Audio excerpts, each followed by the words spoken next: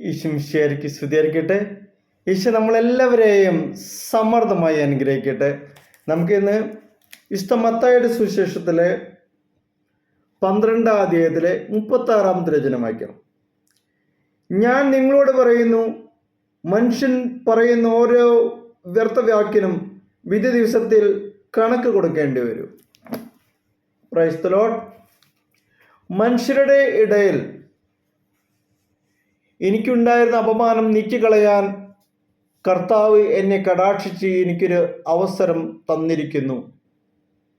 വാർദ്ധക്യത്തിൽ ദൈവിക ഇടപെടലിലൂടെ ഗർഭിണിയായ എലിസബത്തിൻ്റെ പ്രതികരണമാണിത്. വചനത്തിൽ കുഞ്ഞുങ്ങളില്ല എന്ന ഒറ്റ കാരണത്താൽ ആ സ്ത്രീ അന്നോളം നേരിടേണ്ടി വന്ന പരിഹാസശരങ്ങളുടെ മൂർച്ച ഈ വാക്കുകളിലൂടെ വെളിപ്പെടുന്നുണ്ട്.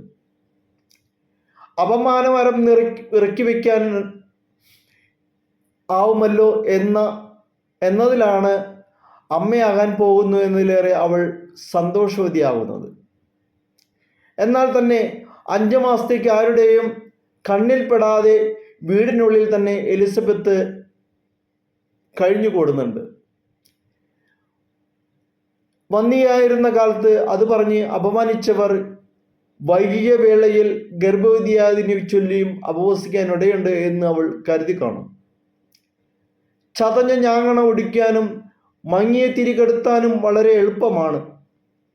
അതിനാൽ തന്നെ അത്തരം ജീവിതങ്ങളോട് നിർദാക്ഷിണ്യം പെരുമാറുന്നവർ അന്നും ഇന്നുമുണ്ട്. മറ്റുള്ളവരെ വാക്കുകൾ കൊണ്ട് പരിക്കേൽപ്പിച്ച് സന്തോഷം കണ്ടെത്തുക എന്നതാണ് ഇക്കൂട്ടരുടെ വിനോദം. അതിനവർ കണ്ടെത്തുക മിക്കവാറും ഇരയാകുന്നതാവട്ടെ എലിസബത്തിനെ പോലെ ചില ന്യൂനതകൾ നിമിത്തം വാടിപ്പോയിരുന്നവരായിരിക്കാം. ചില ശുദ്ധഹൃദയർ കേൾവിക്കാരെ രസിപ്പിക്കാൻ വേണ്ടി പറയുന്ന നിർദോഷമായ തമാശയാവാം അത്. എന്നാൽ കേട്ടു നിൽക്കുന്നവർ ആർത്ത് ചിരിക്കുമ്പോൾ പരിഹാസത്തിന് ഇരയായ വ്യക്തി പുഞ്ചിരിക്കാൻ ശ്രമിക്കുന്നുണ്ടെങ്കിലും ഉള്ളിപ്പിടഞ്ഞ് വേദനിക്കുന്നത് ദൈവമല്ലാതെ ആരും അറിയുന്നുണ്ടാവുന്നില്ല.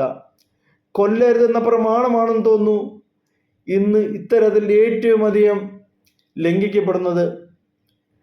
വാക്കുകൾ കൊണ്ട് മുറിപ്പെടുത്തി നിങ്ങൾക്കൊരാളെ ഇഞ്ചിഞ്ചായി നമുക്കെല്ലാവർക്കും കൊല്ലാൻ സാധിക്കും.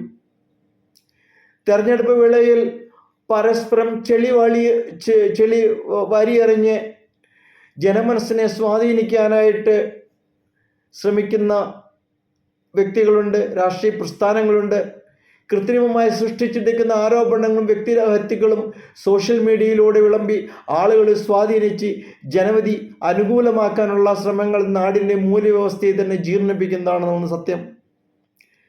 കൂടെ നടന്നവർ സ്വാർത്ഥ ലാഭങ്ങൾക്ക് വേണ്ടി ചുവടുമാറുമ്പോൾ പലപ്പോഴും ആദ്യം ചെയ്യുന്നത് വെളിപ്പെടുത്തലുകൾ എന്ന ലേബലിൽ പല കാര്യങ്ങളും വിളിച്ചു പറയുന്നതായിരിക്കും.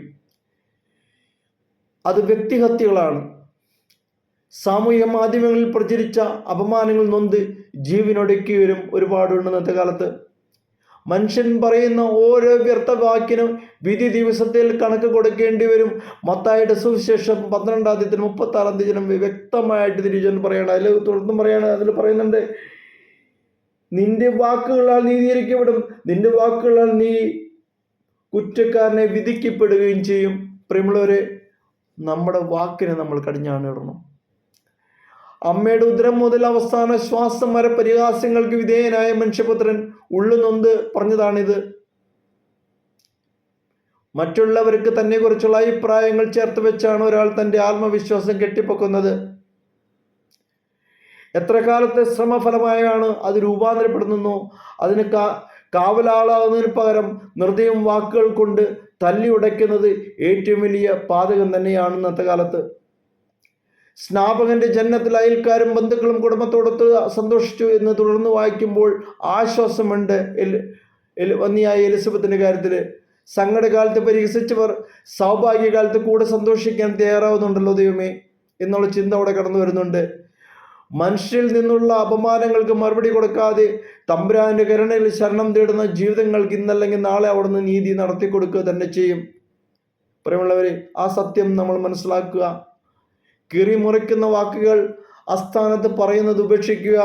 ഒന്നും പറയാനില്ലെങ്കിൽ മിണ്ടാതെ നടന്നു പോവുക. അസ്ഥാനത്ത് പറയുന്ന വാക്കുകൾ, അസ്ഥാനത്ത് ചോദിക്കുന്ന കുശലങ്ങളെല്ലാം ഒരുപക്ഷെ മറ്റുള്ളവരുടെ അന്യൻ്റെ ജീവിതം എന്നേക്കുമായിട്ട് നശിപ്പിക്കുന്നതിനായിട്ട് ഉപകരിക്കുന്നുള്ള സത്യം മനസ്സിലാക്കിയെടുക്കുക. അതുകൊണ്ട് അനാവശ്യമായി പറയുന്ന വാക്കുകൾ, നിങ്ങൾ പറയുന്ന ഓരോ വ്യർത്ഥവാക്കിനും വിധി ദിവസത്തിൽ കണക്ക് കൊടുക്കേണ്ടി വരും എന്നുള്ള സത്യവചനത്തെ മുറുകെ പിടിക്കുക. പ്രിയമുള്ളവരെ, ദൈവം നമ്മളെ ഓരോരുത്തരെയും അനുഗ്രഹിക്കട്ടെ. നമ്മുടെ വാക്കുകളെ നമ്മൾ കടിഞ്ഞാണിടുക എന്നുള്ള വചനത്തിലൂടെ ഞാൻ ഈ വാക്കുകളിലൂടെ നിർത്തുകയാണ്.